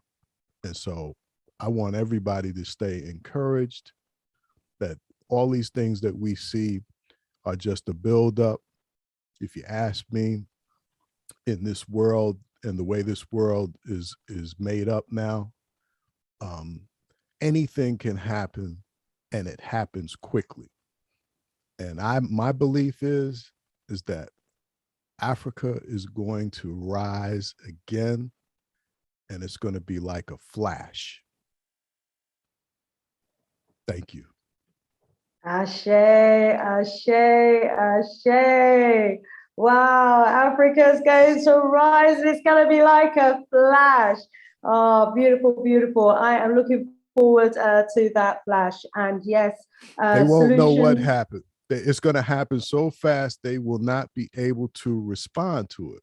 That's how things happen now in this new flash culture. It's going to happen before they can react. Warms my heart. And you know, the way we run things, it'll be in the best interest of every living species on the planet. It will be in the interest of the insect world, the marine life, you know, human life, Neanderthal life, you know, it'll be in the interest of us all. Beautiful, encouraging words there. So family, get ready, get ready, get ready. It's going to happen in a flash. We're going to be taking black over again, family. So get ready, get ready, get ready. Oh, Dr. Reverend Shaw, thank you so much for joining us today as well, sharing, you know, your wisdom and knowledge, and for introducing us to Bman Ra as well. Thank you so much. Please, you know, give us some departing words, some solutions, some guidance. Let's hear from you, my Reverend. Well, family, we're not alone. We're not powerless, and we're not incapable. It takes a virus to kill a virus. When the virus came down, it began first to kill and eliminate second frequency. It didn't have any effect on first frequency people. Only the people who were infected and interrupted by second frequency did it affect. But the people who are in Africa, the first frequency people, there was no virus, no disease still to this day. They were completely not affected. I'm telling you, this is a spiritual genocidal move on Amma to eliminate this virus off the earth, because it's a virus, it's a cancer. And so there's a role that we have to play in that physically with this situation on what we call below, but as above, it's taking care of this mess. It takes a virus to kill a virus, and only Amma can do that. Now, what we have to do is also pay heed to Amma when Amma says, stay your butt in the house and get out of my way, because I'm getting ready to come out with this belt and this strap and this switch, and I'm getting ready to whoop some second frequency ass. If you happen to be out there at the same time, you might get your ass hit too. So you need to bring your butt inside, organize, and be one with the one with the only one, while Mama, Big Mama, take care of this.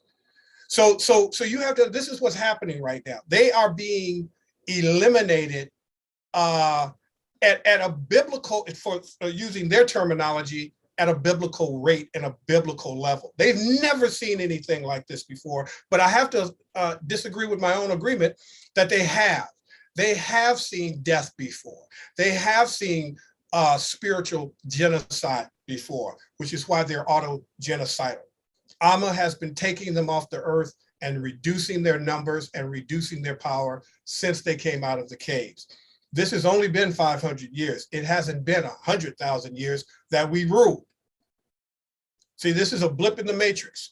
This is a situation where nature is getting ready to correct itself. And this is what correction looks like. It's messy. It's messy. It's not going to be pretty. It's not going to be, well, let's just all get together, kumbaya, and hold hands and sing some little songs or whatever. No, it's going to be messy, but we have to be strategic in that mess. Like, we don't have to just die. I use this term with the kids when I talk to kids. Don't die dumb. You know, we're all going to die, but don't die dumb. Don't go on social media showing everybody all of your weapons and what you get. No. You don't let the right hand know what the left hand is doing. But we, as my good brother leader said, hey man, we've got to create an organization in our community, in our country, in our nation, and then we need to joint venture with other communities around the world. That's exactly what we're doing right now. Because you and I all know, we all have private conversations, we all sit up and strategize, stuff that we can't necessarily bring to the public community, but there are things that are happening that we know that are fortifying us. It's not about what's happening to us now, it's preparing, like Billy said. My job, my goal is to get to those children, right? Because as adults, sometimes adults over time, we just get dumb. We get dumb. Sometimes we get slow. We lose our steam. And if we never knew who we were, then we actually end up contaminating yet another generation. What I love about this generation, and we've got to heal this, is that this generation is a generation of soldiers. However, is a generation, particularly here in America, of soldiers who can easily be compromised because they're looking at these events as events and not as a system or systemic. That's the difference. So if you look at this as an isolated event, you look at George Floyd, Breonna Taylor as an isolated individual event, then you can't see the whole. And that's the problem with our youth, that we have to take up and say, look, let me tell you about not only your history, because we got a lot of brothers and sisters who are woke. I'm telling you, family, and I'm pretty woke, and I've got connections with a lot of the scholars. That ain't enough. We've got to know them. You've got to know your enemy to defeat your enemy, right? So it's one of those old sayings, is that in order to really be able to tell time, you got to know how to fix a watch. Right? Just looking at it, it's like, hey, I don't know how to fix it, but I can tell time, but that's not enough anymore. We've got to know them. And once we know them, to the chagrin of some, we all have to get together. If we wait, what was the brother who said, if we all wait till we get together, we all be dead? He's absolutely right. Get you together. Get you together, fortify yourself, raise your frequency, stop your second frequency interruption, stop being third and fourth frequency, stop being colonized, stop acting that way, start educating yourself. And then what's going to happen, based upon just the law of the universe, of as above, so below, the law of attraction, then you're going to find other people who think and see the way you think. You think that you're crazy by yourself and alone, helpless and hopeless and can't do anything. That's a lie. That's a lie. You're here watching Sista Shanice right now. You're already in the mix. You've already been recruited. You already first frequency. You're already one with the one, because you get this, you understand this, you're listening to this, you're participating in it. Continue to do so and build. But then after a point, once we have the strategy, once we have our manifesto, we then have to take that level of action. And you're absolutely right. We have been sitting up having deep conversations with our scholars, saying that it's going to be up to us, America, and the UK, to go back and teach Africans about their own history. They're gone. They're completely lost. They have no idea. The majority are third frequency and have been so colonized and Europeanized that they don't know this. They don't know Imhotep. Some of them literally think Egypt is in another part of the country, part of the world. It's like, no, that's Africa. It's called Kemet, right? So we've got to save Africa with our knowledge. And so that's why you're so important to the culture and to what we do, because if we don't have, now I know who a brother leader is. I didn't know him before. Now I do. Now I've got another soldier that I can call up and say, yo, bro, let's have a conversation about what's going on in your neck of the woods.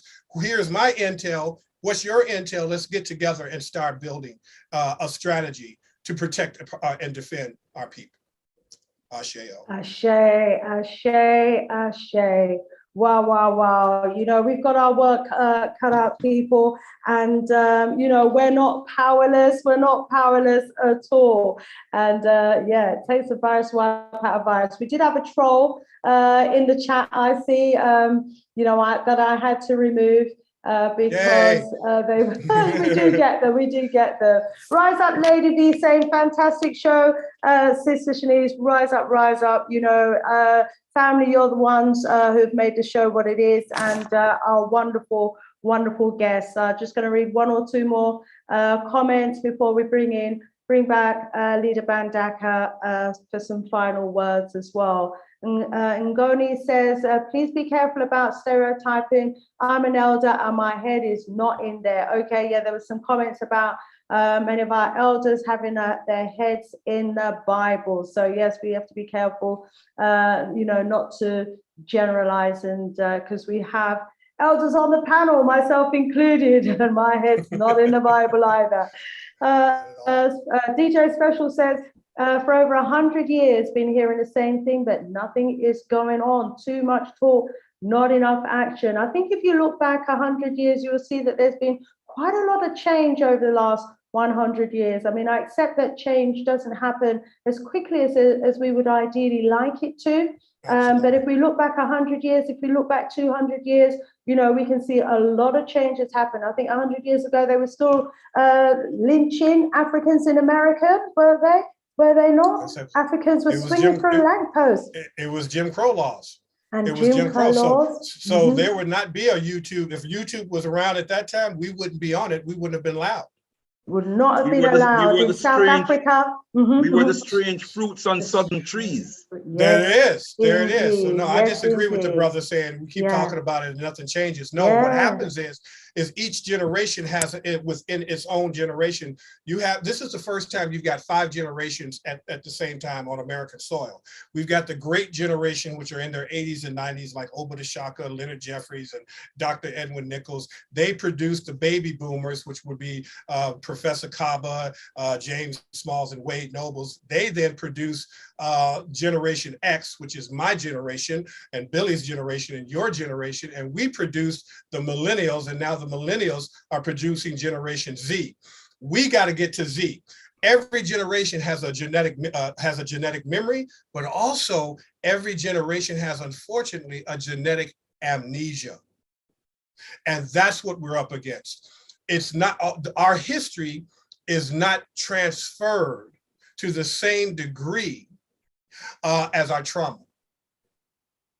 So what we're doing in First Frequency of Oneness, and what we're doing in this ministry, is we're putting together technologies and spiritual technologies and processes that's going to be used via the internet, because that's how we can get to millions of people, to be able to restore and decolonize the generations so that everybody is on the same page as a brother leader.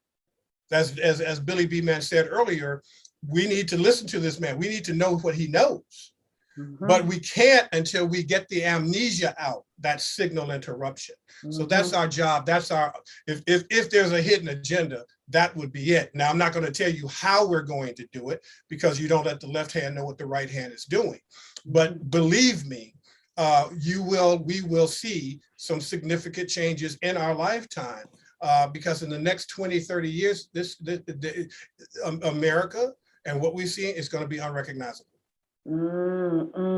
And agree, we need to be transferring the knowledge of our history, at a faster pace than we're transferring the trauma that we experience as a people. Absolutely. If our children were aware of their history and their greatness, their former greatness, that would put them in a much stronger position. Not former, Goddess. I have to interrupt you. Not former, current. And current and current future. Greatness. And current future greatness. Listen to me. We're the only species. We're the only species of humans that could go through what we went through. That's why God creates gods. Amas create Amas. Only an Amma, only a God could go through what we've gone through. We went through a crucifixion where now it's time for us to resurrect. We are Billy, Shanice, brother leader, all the people watching, y'all, we are the Christ that are walking this earth in consciousness. We've gone through the crucifixion. It's time to resurrect. Time to resurrect, family, time to resurrect. Leader Mbandaka, in closing, there was a comment in the chat that, too much talk and, we'll be saying the same thing for the next 150 years and not much has happened over the last 100 years. I wonder if you could just remind the family in closing of some of the changes that has happened over the last 100 years. Oh, you're on mute, leader. My beloved, I'm going to have to leave early. I'm so sorry. To finish it out, we're in an advanced PhD research program with Dr. Clyde Winters, and it's getting ready to start now. So I've got to go. I love you. I love you, brother. Leader, thank you so much for your contribution. Thank Amma for birthing you at this time and space and place for us to be able to share this planet with you right now, because you are absolutely amazing. You know how I feel about you, Goddess Shanice. I just love you. You are our firstborn. You are a mother of mothers. You are the Queen Mother personified. I just love you and thank you. We love you so much too. We're so grateful that, we've made the connection with a brother from across the pond, with bringing us so much knowledge and wisdom. And thank you for your great works and the research that you're doing, to help with the advancement and upliftment of our people. Do give Dr. Clyde our best regards, and we'll see him on Wednesday, all being well. Yes. All right, thank you. Hotep Goddess, Hotep family, thank you so much. One love, one love. Yes, brother leader Mbandaka, if I think of Mama Africa and the changes that have happened over the last 100, we've lost our brother and I didn't even thank him. Oh dear, I didn't realize that he was leaving at the same time. I'll message him and thank him. But brother leader, sometimes, it's easy for our people to say we talk too much and I don't see any changes because maybe change just isn't happening quick enough. But when we look back over the last 100 years, when you look back over the last 100 years, brother leader, what changes can you see that has happened? Please remind. Well, let me say first of all, there have been significant changes and transformations that has pushed us further in the right directions. But that said, I wouldn't, be too harsh on the brother. Is a brother or sister who made those comments, because I embrace the spirit of the observation, the criticism. I embrace the spirit of it, because oftentimes it tells more of a frustration that one feels about the perpetual oppression and the atrocities that are being meted out against African people. And I can understand that, and I can sympathize with that. Amongst, and just to touch on a few examples of, of important developments over the last 100 years, we had the Garvey movement. Let's start with that. Papa Garvey came and built a movement that had at its peak 13 million members across the globe, that was able to, and which was in over 40 countries, was on every continent. It had over 1,000 branches. This is a movement, this is the movement that gave us the Black Print for Liberation in 1920. They had the International Convention of the African People of the World, where 25,000 African people crammed into Madison Square Garden. 100,000 people march the streets of Harlem. 100,000 people under the banner of the red, the black, and the green. This was nation building at its best. So the UNIAACL, the organization of Papa Garvey, demonstrated to us what could be done and what we should be doing. And so they organized themselves as a government, a provisional government. So we don't control the land, but we control our minds. Yes, we control our bodies.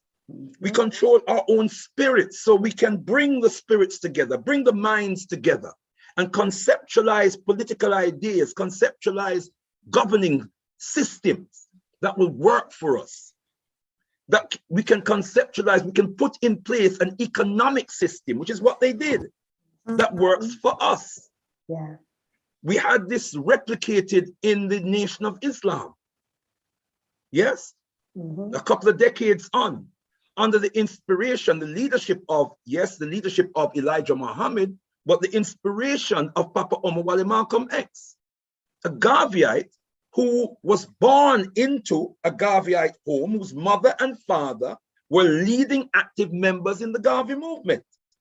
And he, under his inspiration, the Nation of Islam was transformed from a small organization to a national organization with international impact and appeal. Yes? And they did the same things that we saw in the Garvey movement. We saw that replicated in the Nation of Islam. The Nation of Islam still exists today.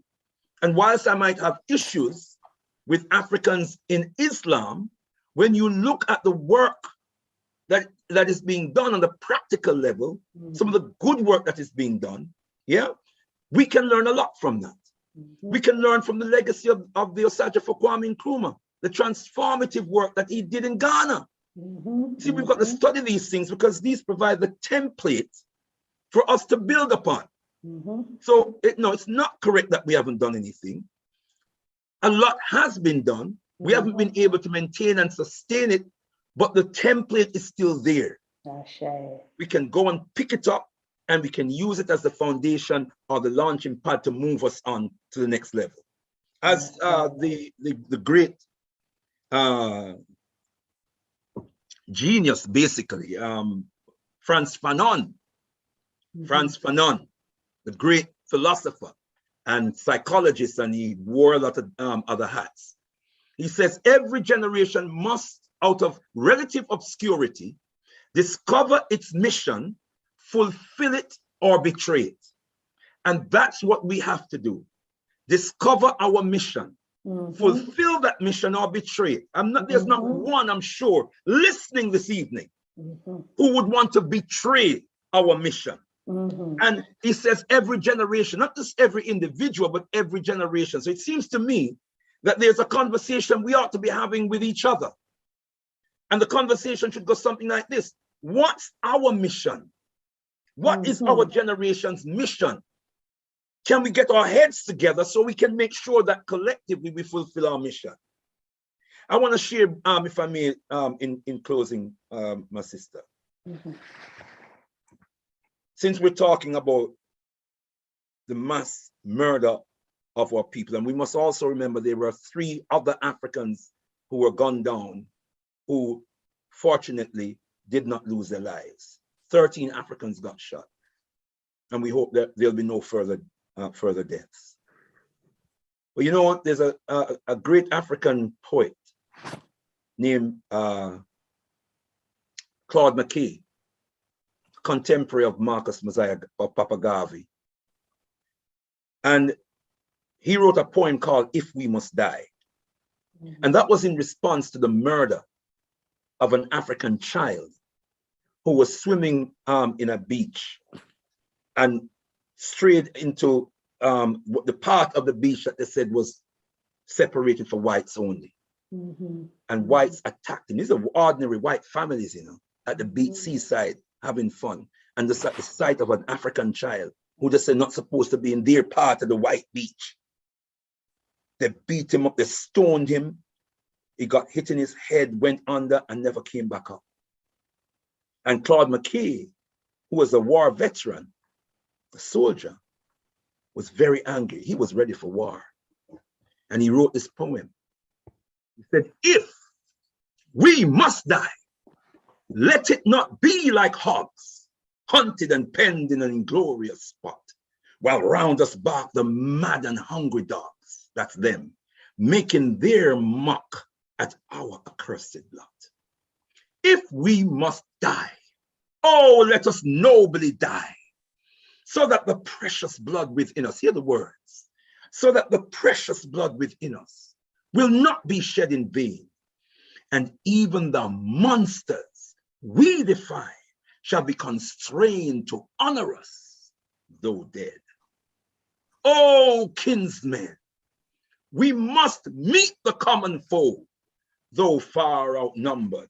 Let us show us brave, and for their 1,000 blows, deal one death blow, though before us lies the open grave. Like men, and we add, like women, we will face the murderous cowardly pack, backs pressed to the wall, dying, but fighting back.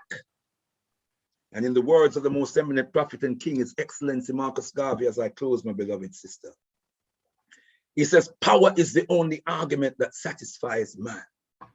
Except the individual, the nation, the race has power that is exclusive. That individual, nation, or race will be bound by the will of others who possess these great qualifications. He says the African must get power, power of every kind, power in education, power in science, power in industry, power in politics, power in higher government, that kind of power that will stand out so that other races and nations will see, if not feel. And that's where we need to be in this world, brothers and sisters, in a position of power. Power is the capacity to effect your will. When we have the capacity to effect our will, meaning to will something and bring it into being, that's power. That's when we have power. And the only way we can get that power, beloved brothers and sisters, is if we heed the words of the most eminent prophet and king, who commands us to unite, organize now or perish, so we can rise like the mighty African people we are and accomplish whatever we will. Africa, to the God of Africa be the glory. My honor and my deepest respect to you, Sister Shanice. Tendai Mwari. Tendai Mwari. Leader Mbandaka, I can't thank you enough. We can't thank you enough. You know, we're always so grateful, no need to thank you know, me. for the knowledge and the wisdom, you know, and the empowerment that you bring onto the platform and that you leave us with and you share with us here. We thank you so, so much. As Papa Garvey said, you know, back then, you know, about the importance of power. It's as true today as it was back then. Family, those of you in the chat, you know, we've got that sick person that's back again. Let me put them on timeout again. If that's a brother or sister, just send him some love. Send him some love. Some of our people are very lonely. Yes, they are indeed. And, very lonely. You know, they call themselves Tarot Destroyer. You know, not sure what they're about, but talking some nonsense that, you know, they need to explain. But to everyone in the chat who has been contributing to the discussion today, we thank you so, so much for joining us. You know, we've had such an important conversation that we needed to have as a family about what's happened in America. And although it may have happened thousands of miles away, we've all been impacted and we've all been traumatized by the events.